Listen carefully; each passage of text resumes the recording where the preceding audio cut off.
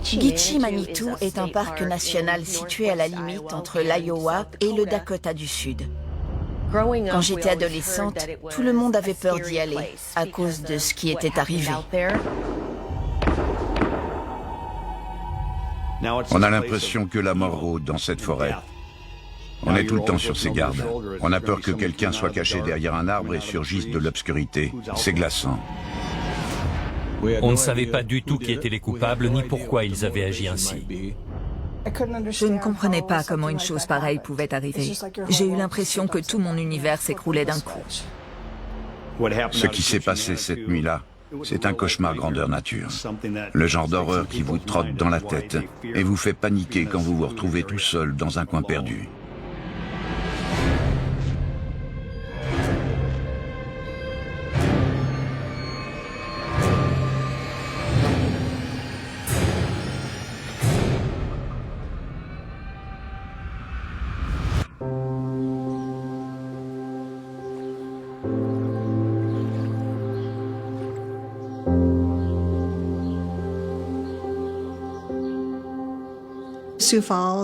À l'époque, Sioux Falls était une petite commune où tout le monde se connaissait.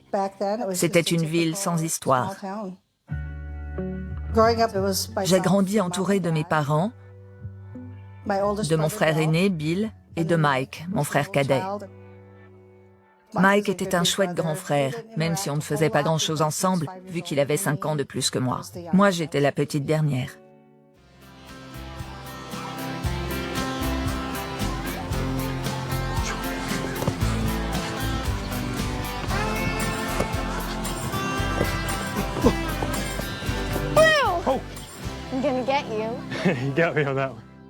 Il avait ses amis et ses occupations, mais quand il était à la maison, il était toujours sympa avec moi.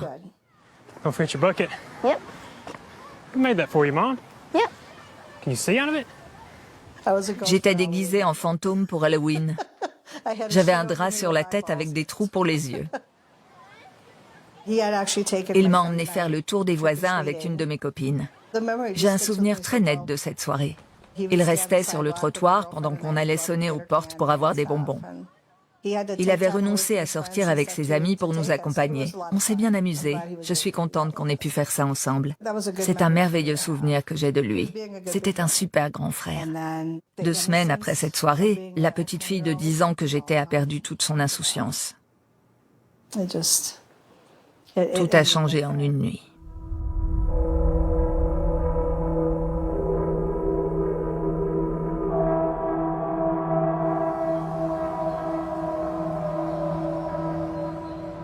Le matin du 18 novembre 1973, un couple fait une balade en voiture. Ils décident de traverser le parc national de Gitche Manitou, une dernière fois avant les premières neiges. En chemin, ils aperçoivent plusieurs silhouettes couchées dans l'herbe qui borde la route. Le conducteur se gare et dit à sa femme de rester dans la voiture.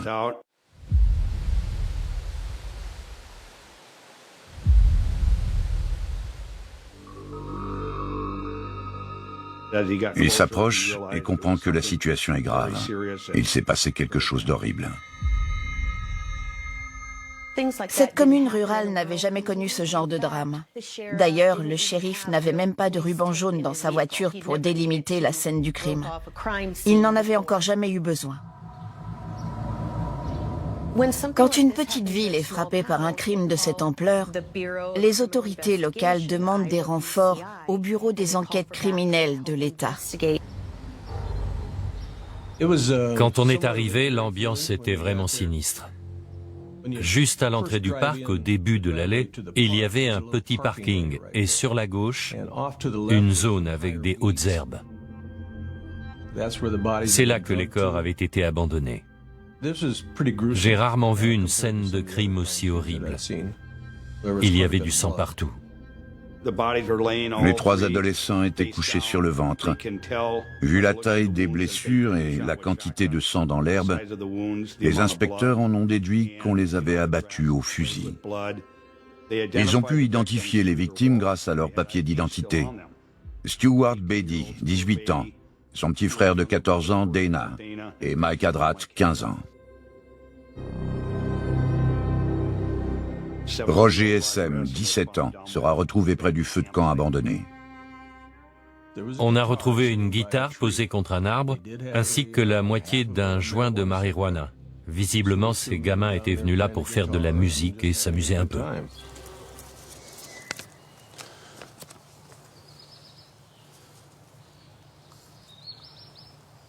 $12 gauge.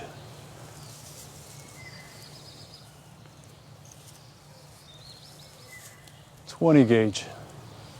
16 gauge. On a découvert 3 types de cartouches sur les lieux. Ça signifiait que 3 fusils différents avaient été utilisés. On en a déduit qu'il y avait 3 tireurs impliqués dans ce massacre. Mais on ne savait pas du tout qui ils étaient, où ils se trouvaient, ni quel était le mobile du crime. Personne ne comprenait pourquoi ces ados avaient été tués.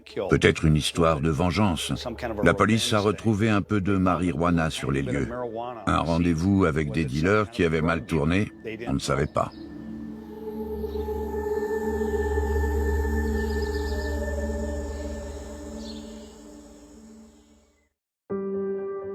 Mike Adrat était mon meilleur ami depuis toujours. Il vivait tout près de chez moi. On jouait au baseball et au basket tous les deux. Il était hyper sportif. Il avait fait 42 tractions d'affilée en 6e, un record inégalé pendant 25 ans.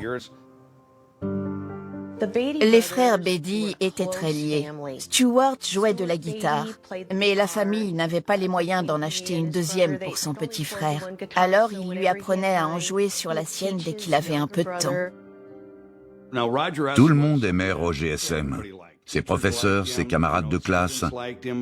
C'était un jeune homme enthousiaste et très sympathique. Il s'arrêtait volontiers pour parler aux gens et il était toujours prêt à rendre service.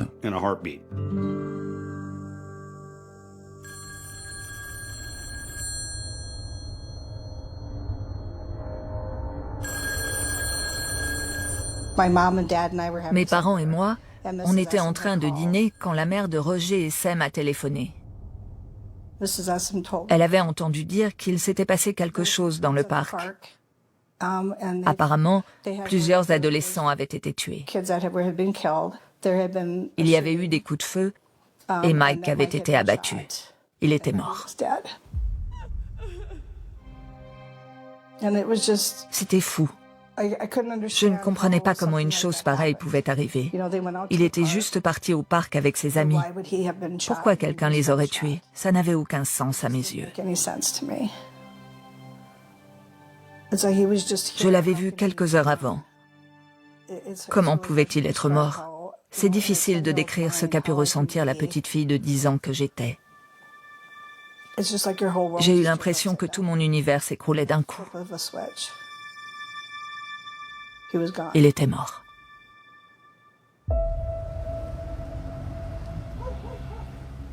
La police a interrogé tous les parents. Savaient-ils si leurs enfants avaient des ennemis? Est-ce qu'ils avaient eu des problèmes avec quelqu'un en particulier? Les enquêteurs ont commencé par interroger les familles pour savoir si quelqu'un avait des raisons de vouloir tuer ses gamins. Ils ont vérifié les antécédents des 4 victimes, en menant l'enquête auprès de leurs parents et de leurs professeurs. C'étaient tous de gentils garçons. Ils n'avaient jamais eu de problème. Mike n'avait jamais fait de vagues. Mes parents n'avaient jamais eu de soupçons ni même d'inquiétude à son sujet. Il n'avait rien d'un délinquant. Et les amis avec qui il était ce soir-là non plus. Le bureau des enquêtes criminelles et la police de Sioux Falls ne disposaient pas de beaucoup d'indices, juste les 4 cadavres abattus à coups de fusil. Les familles ne leur avaient fourni aucune piste. Un vent de panique a soufflé sur la ville. Il n'y avait pas eu de meurtre dans la région depuis une éternité. Les gens ont commencé à fermer leurs portes à clé, même les moins inquiets. Et quand ils sortaient faire leurs courses, ils emportaient une arme avec eux. Tout le monde avait peur. Le Midwest était une région plutôt sûre en 1973. Il n'y avait pas des meurtres d'adolescents à tous les coins de rue. Pourquoi avait-il été abattu? Est-ce que c'était l'œuvre d'un tueur en série? D'un psychopathe? Qui ferait une chose pareille?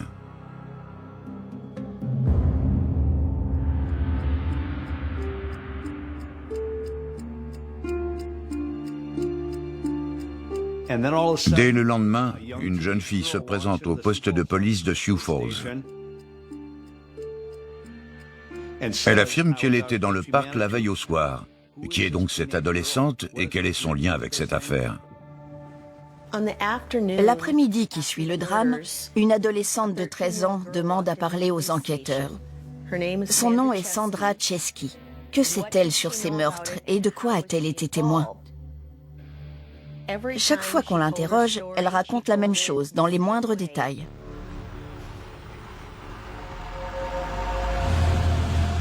Stuart et les autres garçons sont passés la prendre en voiture pour aller au parc de Gitche Manitou.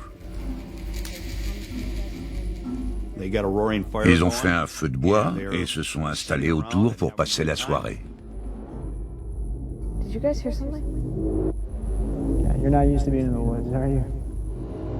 Ils ont vu apparaître 3 silhouettes dans l'ombre à une quinzaine de mètres de là. Il y a une première déflagration. Roger s'écroule. On entend un deuxième coup de feu. Et Stuart se met à crier.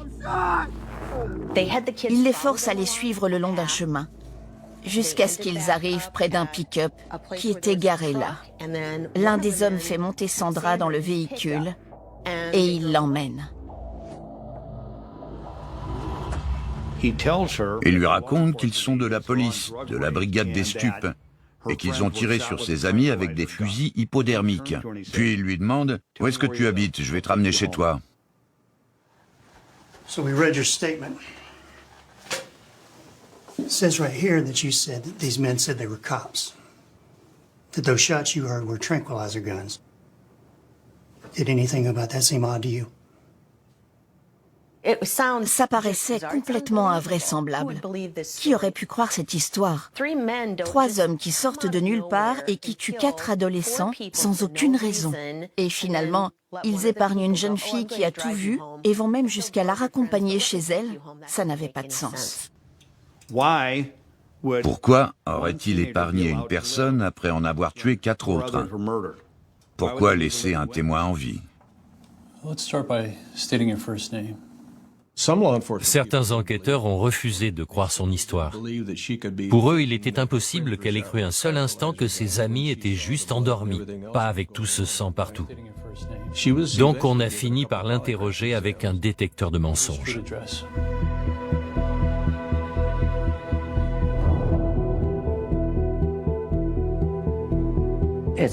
C'est dur quand on ne vous croit pas. Vous avez même du mal à comprendre comment c'est possible. Ils pensaient que je connaissais les coupables et que j'étais leur complice. D'après eux, je savais forcément quelque chose.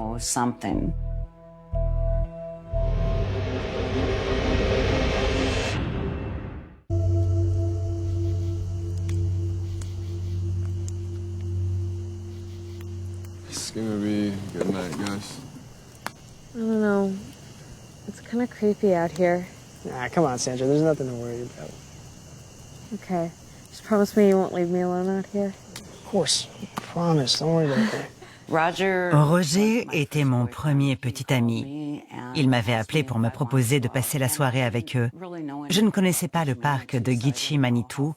Je ne savais pas où c'était. J'ai hésité parce qu'il m'a dit que c'était un peu loin. Avec nous, il y avait Stuart et son frère, Dana, et aussi Mike Hadrath.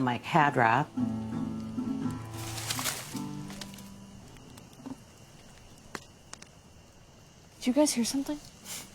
You're not used to being in the woods, are you? What if it's a bear? You're a bear. Probably just a deer. You know, I know what we need. Yeah. Let's see. This. Take the edge off. Oh. You want to try? Me? Yeah. Oh, okay. Just like this? Yeah, just...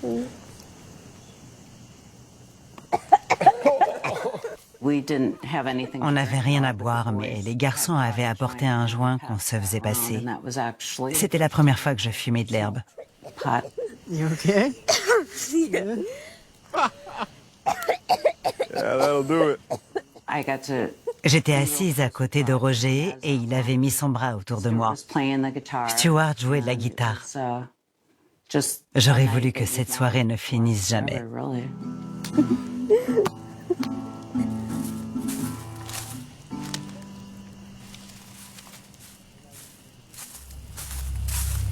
Oh yeah, I heard that. Did you guys hear that? Yeah. Soudain, tout a basculé.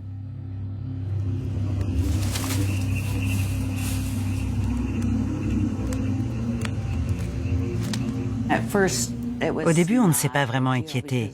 On a pensé que c'était juste un animal qui faisait du bruit dans les fourrés. Mais ça ne s'est pas arrêté. Et au bout d'un moment, Roger et Stuart ont décidé d'aller voir ce que c'était. Roger m'a embrassée avant de s'éloigner et il m'a dit « Je reviens tout de suite ». Hello? Hello? Ils ont fait quelques pas et ils ont commencé à crier. Hello? Il y a quelqu'un qui est là, mais personne n'a répondu. Hello? Hello?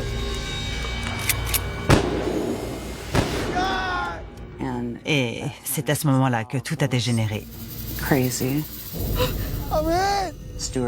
Stuart a crié qu'il était blessé et Roger il ne disait plus rien.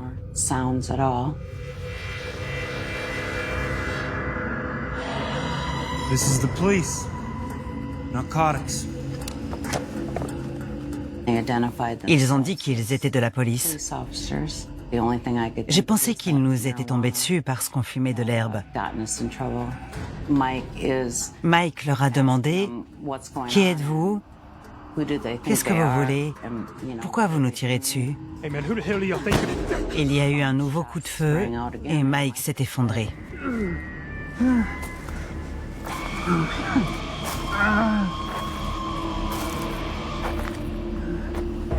Get up. Yeah, quit your faking. You ain't fooling anyone. I said, get up.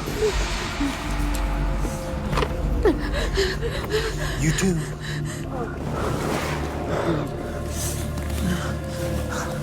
Junior, keep your sights on these guys. You got it, boss. Il y en a un que les autres appelaient Boss. C'était le chef. C'est lui qui nous a dit de nous éloigner du feu de camp et de prendre un chemin sur le côté. Celui qu'ils appelaient JR était petit et trapu. Et il y avait un troisième homme. Il était blond, plus mince. Le chef l'appelait Face de lame. Hey, Hatchet Face. Keep an eye on the boys. I'll see you both back at the farm later. You're coming with me, girlie. What's going on? Is Roger okay? He'll be fine in the morning. These guns aren't real, they're just tranquilizers. Le chef m'a dit qu'ils avaient tiré avec des fusils hypodermiques. Ça m'a rassuré. What are we gonna do about you? You gotta listen to me. You gotta do exactly what I say. Get in the truck. Il m'a dit que j'étais jeune et qu'il allait tout faire pour me tirer de là et m'éviter des ennuis. Il a ajouté « Fais ce que je te dis et je t'aiderai ». Il m'a fait monter à l'avant du pick-up. Il voulait me séparer des autres. Je me suis retournée et j'ai aperçu les garçons pour la dernière fois.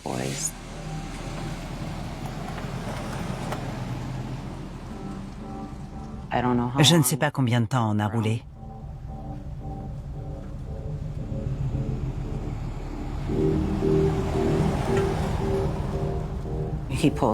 Il s'est garé devant une vieille ferme, perdue au milieu d'un grand terrain, avec une allée pour les voitures. J'espérais qu'on allait retrouver les garçons, mais je ne les voyais nulle part.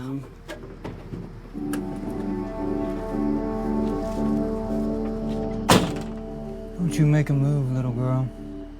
I'll be right back. Look at this. Boys.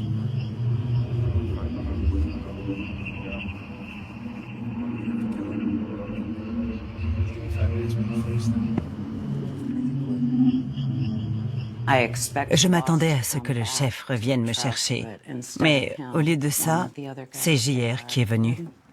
Il était flippant. Et il est vite devenu menaçant. Il m'a dit de me déshabiller. Je ne savais pas quoi faire. J'ai hésité. Il a commencé à m'arracher mes vêtements. Après ça, j'ai eu l'impression que mon esprit se dissociait de ce qui arrivait à mon corps.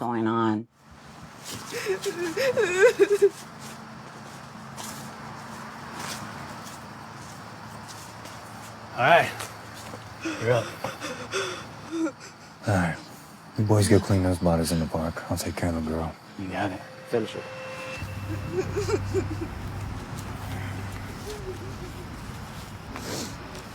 Hey. That wasn't so bad, was it?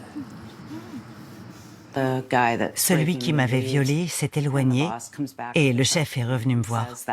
Il m'a dit, tu vois, c'était pas si terrible. J'étais déjà sous le choc, mais ça m'a anéanti. En tant qu'officier de police, il était censé me protéger et pourtant, il avait laissé cet homme me violer. Il a attrapé une espèce de gros gourdin qui était rangé à côté de son siège ou juste en dessous. All right. Come on. Let's go check out this old house over here, huh? What do you say? Maybe we can find some critters.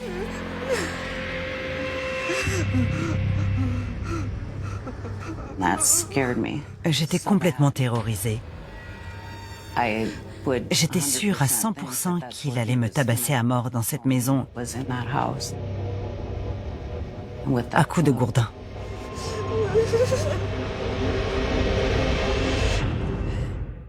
Come on, let's go. Come on, now, come on now. Come on. Hey, let's go. Come on. Hey, come on. Je ne voulais surtout pas entrer dans cette ferme. Je ne sais pas pourquoi, mais il a finalement renoncé à m'emmener à l'intérieur. All right. Let's go. Get back in the truck. Il m'a dit qu'il me ramenait chez moi. Je voulais croire que j'allais enfin rentrer à la maison et que j'aurais des nouvelles des garçons à ce moment-là. Je voulais juste rentrer chez moi. So this is the place? Il s'est arrêté devant. Now I know where you live. Et il m'a dit de ne rien dire à personne, sinon il reviendrait pour me tuer. Yeah. Write your number down. Il m'a demandé mon numéro de téléphone. Il lui dit « Donne-moi ton nom et ton numéro de téléphone. Je t'appellerai dans quelques jours pour qu'on se revoie. » Comme s'il avait juste l'intention de revoir cette jolie jeune fille un peu plus tard. Juste avant qu'elle descende du pick-up, il lui dit « J'ai ton numéro de téléphone et ton adresse. Ne raconte à personne ce qui s'est passé ce soir. » Now get the hell out of here.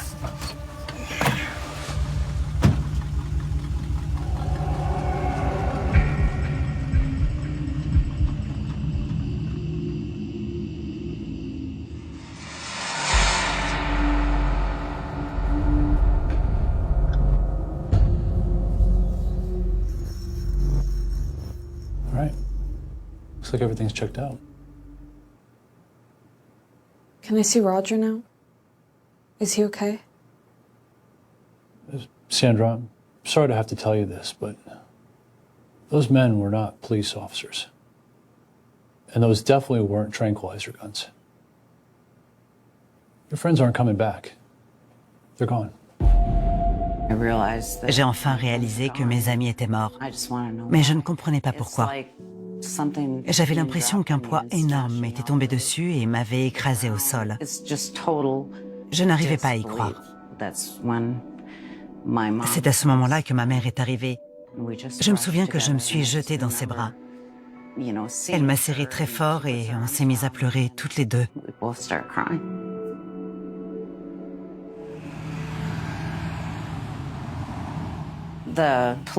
La police a fini par m'envoyer dans un centre de détention. C'était le seul moyen de me protéger efficacement contre ces hommes tant qu'ils ne seraient pas sous les verrous. C'étaient des meurtriers et j'étais la seule témoin de leurs crimes. Ces 3 hommes avaient abattu son petit ami et ses copains et ils allaient sans doute essayer de la retrouver pour la tuer à son tour. Parce qu'elle était l'unique témoin des faits. Il fallait absolument qu'on la mette à l'abri.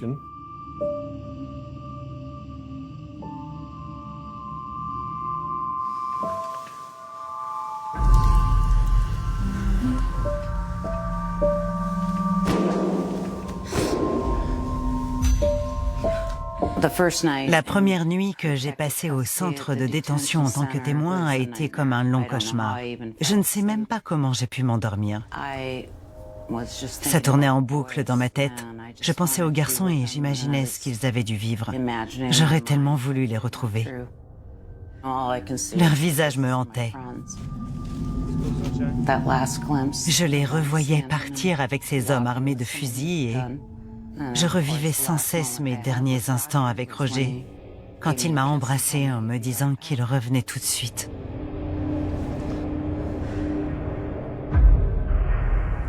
Sandra, tell us everything you remember about that truck. En fait, Sandra Chesky était une jeune fille très courageuse. It was an old pickup truck. It was brown. And I remember it had a gun rack on the back.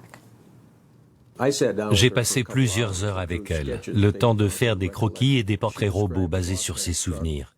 Elle a décrit le pick-up que conduisait le chef, une vieille Chevrolet marron. Elle se souvenait d'un râtelier à fusil à l'arrière et aussi d'un vide-poche très particulier à l'avant. Elle a ajouté que le pare-brise était fissuré. His face was thinner here. And his hair was shorter on the sides and more wavy up top. Avec son aide, j'ai fait un croquis de la ferme devant laquelle elle avait été violée. Ensuite, on a quadrillé un périmètre de 80 km autour de Sioux Falls. On a envoyé des patrouilles sur toutes les routes et si un agent repérait une maison qui ressemblait au dessin, il le signalait au centre des opérations. Une voiture passait prendre Sandra et l'emmenait sur les lieux pour voir si elle reconnaissait l'endroit. J'ai passé des heures en voiture à chercher cette ferme encore et encore. Il fallait qu'on retrouve cette maison pour avoir une chance de mettre la main sur ces hommes. Tout ce qu'ils ont, c'est une série de portraits robots, la description d'un pick-up et le dessin d'une vieille ferme à l'abandon. Ils passent des journées entières à quadriller la région. Ils vérifient toutes les maisons abandonnées les unes après les autres.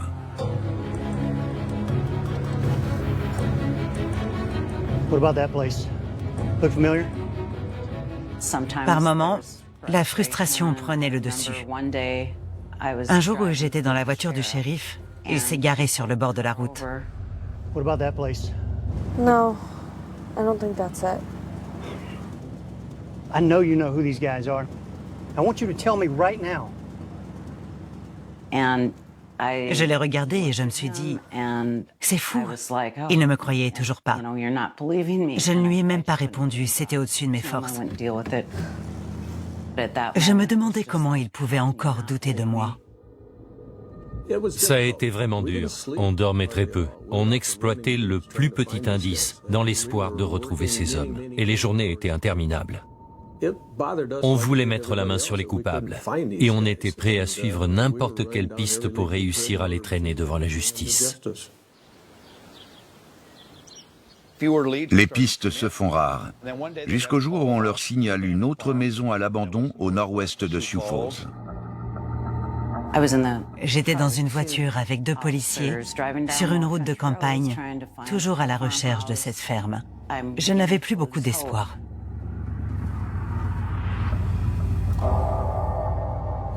Quand ils sont arrivés sur les lieux, Sandra a dit « Ça ressemble à la maison de mon souvenir ». Ils se sont alors rapprochés pour voir si elle pouvait se rappeler d'autres détails.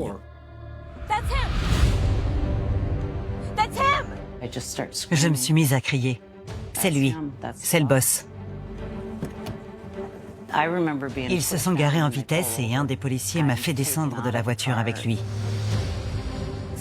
Une fois Sandra sur le bord de la route, l'autre policier redémarre à vive allure. Il fait demi-tour sur les chapeaux de roue et dans un nuage de poussière, il repart à la poursuite du pick-up.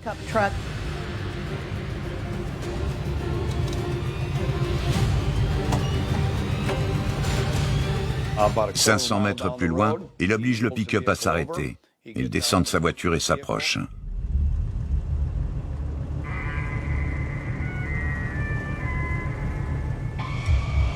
Hands on the wheel. Keep him where I can see him. What'd I do wrong, officer? I couldn't have been speeding. Le véhicule correspond en tout point à la description de Sandra. Il y a une fissure sur le pare-brise et un autocollant à l'endroit qu'elle a indiqué. Les lumières du tableau de bord sont de la couleur qu'elle a décrite. What's your name, son? Fryer. Alan Fryer.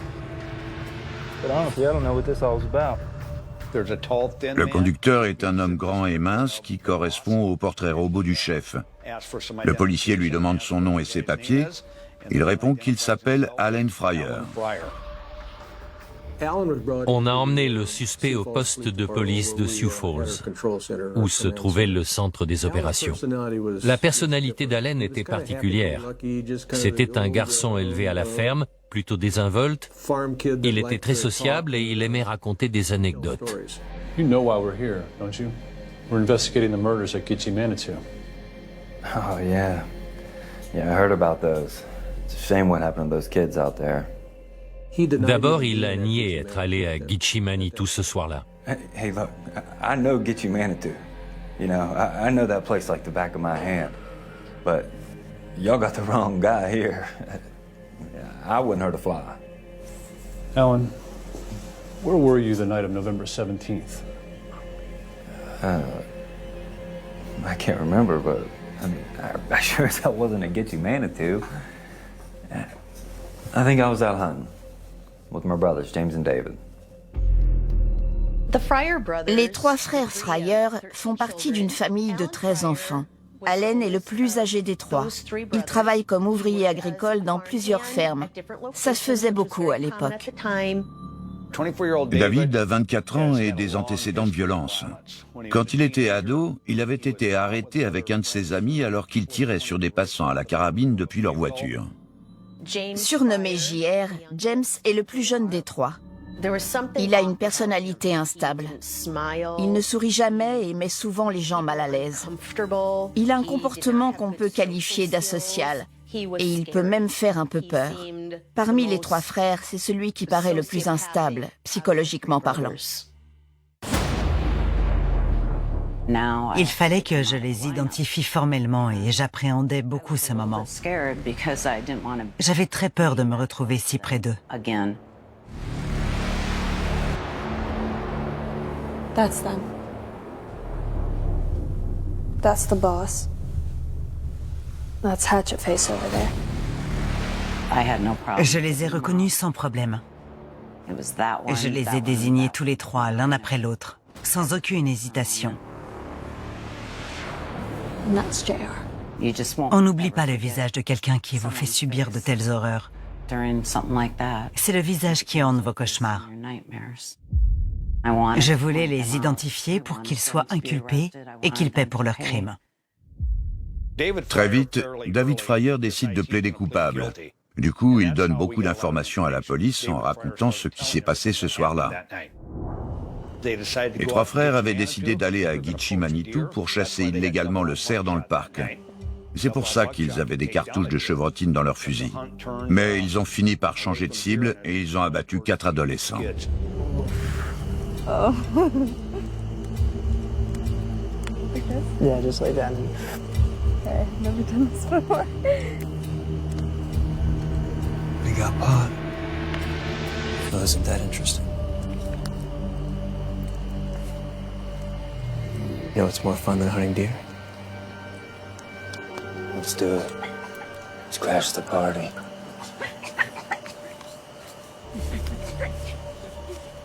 Someone there? Hello? Hello? Sandra a déclaré qu'elle avait vu Allen épauler son fusil au moment du premier coup de feu, juste avant que Roger s'écroule. David confirme qu'Allen est le premier à avoir tiré, imité ensuite par James.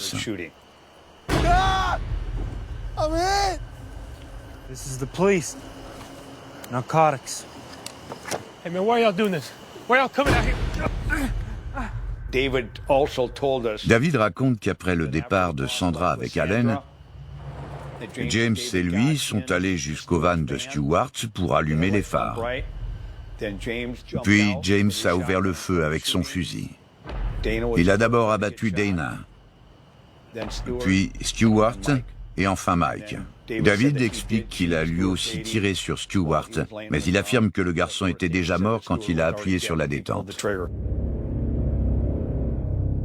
Poursuivi pour 3 meurtres et un homicide, David plaide coupable et il est condamné à la prison à perpétuité.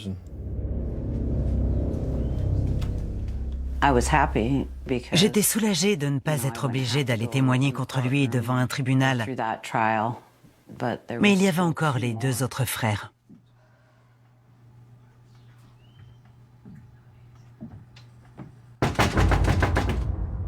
Je ne savais pas quelle serait la prochaine étape.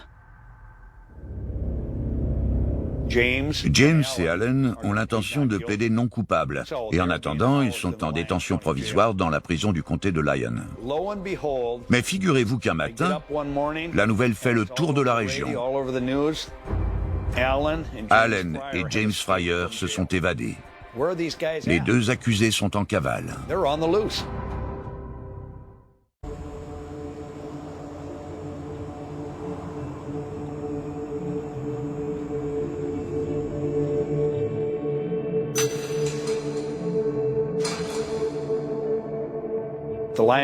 La prison du comté est un vieil établissement, mais ils viennent tout juste de remplacer les systèmes de fermeture sur les portes des cellules.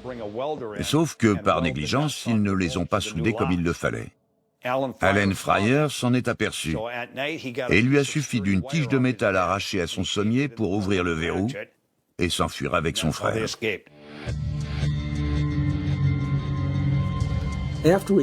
Dès qu'on a appris que les 2 frères s'étaient évadés, on a placé Sandra Chesky sous protection rapprochée. Ces hommes étaient des meurtriers. Ils avaient abattu 4 adolescents et elle était la seule témoin qui pouvait les envoyer en prison jusqu'à la fin de leur vie. La police montait la garde pour s'assurer que ces hommes ne pourraient pas mettre leurs menaces à exécution. Ils avaient promis de me tuer si je parlais. Elle vivait dans une petite commune rurale et on avait pour mission de la protéger à tout prix. On a passé la nuit chez elle, armés jusqu'aux dents, au cas où il viendrait essayer de la tuer. Les autorités organisent une chasse à l'homme à l'échelle nationale pour retrouver James et Allen Fryer. Les 2 frères volent un véhicule, pas loin de la prison, et se dirigent droit vers l'ouest. Ils traversent le Dakota du Sud et arrivent dans le Wyoming, à près de 800 km de leur point de départ. Là, dans la ville de Gillette, ils renversent un piéton qui traversait la rue et leur voiture est repérée. Une longue course-poursuite avec la police s'engage et s'achève par leur arrestation 2 jours plus tard. Quand la police les a rattrapés, ma famille et moi, on a crié et sauté de joie. On pouvait à nouveau respirer.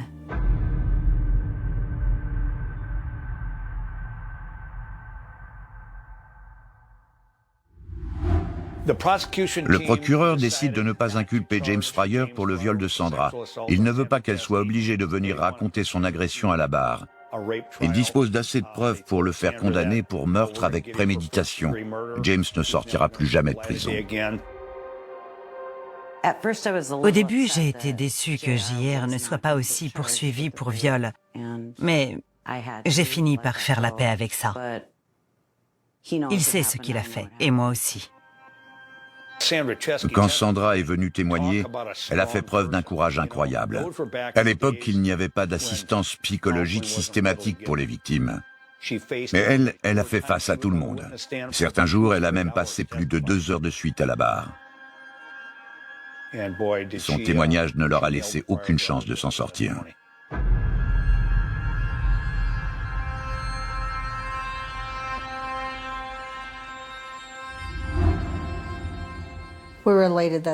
On était ravis qu'ils soient condamnés tous les trois à la prison à perpétuité. C'était un soulagement de savoir qu'ils allaient payer pour leurs crimes.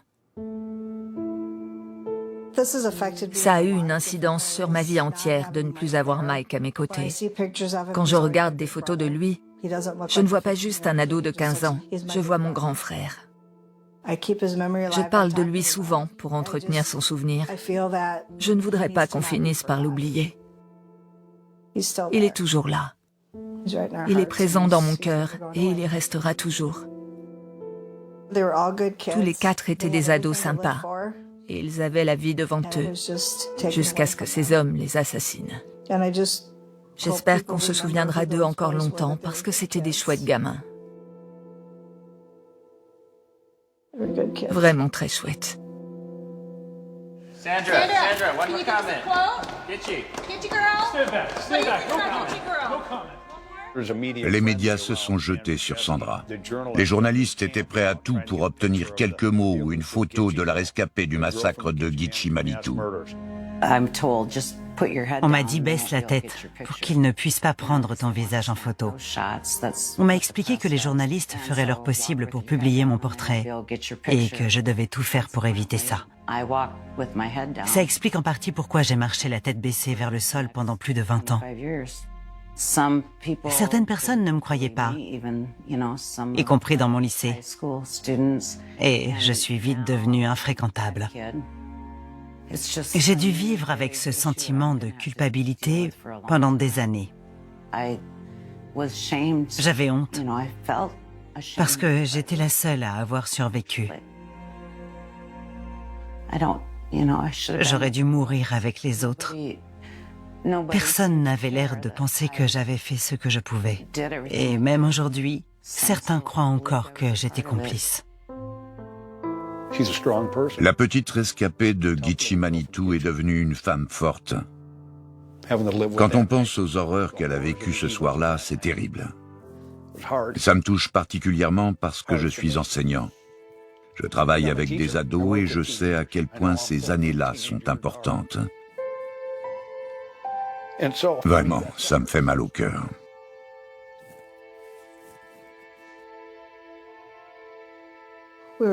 On est très reconnaissant que Sandra ait survécu et qu'elle ait pu témoigner. Grâce à elle, on a su ce qui s'était réellement passé et la police a pu identifier avec certitude les trois coupables. Grâce à Sandra, on a pu mettre un point final à toute cette histoire, aussi dure soit-elle. Ces quatre garçons n'auraient jamais voulu qu'elle se sente coupable de quoi que ce soit. C'est terrible qu'elle ait vécu avec ce sentiment de culpabilité pendant des années, en plus de toutes ces images atroces qui doivent encore hanter sa mémoire. Des dizaines d'années plus tard, j'ai décidé de raconter ce qui s'était passé à Gitchy Manitou. Et c'est à partir de ce moment-là que j'ai commencé à me sentir mieux. J'ai pu relever la tête et me débarrasser de ce sentiment de honte. Cette histoire m'accompagne partout où je vais. Et eux aussi. Ils sont toujours présents dans mon cœur. Et ils me manqueront à tout jamais. Je ne peux pas les oublier. C'est libérateur de raconter tout ça aujourd'hui et je suis fière de pouvoir dire que ces garçons se sont conduits en héros.